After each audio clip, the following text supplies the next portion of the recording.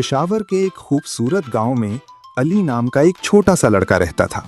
उसके गांव में एक पुरानी मगर मशहूर दुकान थी जिसे सब बाबा जी की दुकान कहते थे।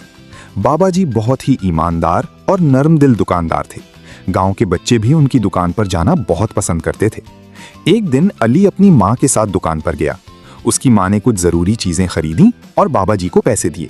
बाबा जी ने पैसे गिने और बाकी रकम वापस कर दी। जब अली घर पहुंचा तो उसने देखा कि बाबा जी ने गलती से कुछ ज्यादा पैसे वापस कर दिए हैं। अली के दिल में एक ख्याल आया कि अगर वो ये पैसे रख ले तो वो अपनी पसंद की टॉफियां खरीद सकता है। लेकिन फौरन उसे बाबा जी की बात याद आई जो वो अक्सर कहते थे, बेटा, ईमानदारी सबसे बड़ी दौलत है। अली ने सोचा और फिर फैसला किया कि वो पैसे वापस करेगा। वो फौरन दोबारा दुकान की तरफ भागा। बाबा जी अभी भी दुकान पर बैठे थे। अली ने उनके पास जाकर कहा, बाबा जी, आपने मुझे ज्यादा पैसे वापस कर दिए थे, ये लीजिए। बाबा जी ये सुनकर बहुत खुश हुए। उन्होंने अली के सर पर हाथ रखा और कहा, बेटा, तुमने साबित कर दिया कि तुम एक अच्छे और ईमानदार बच्चे हो।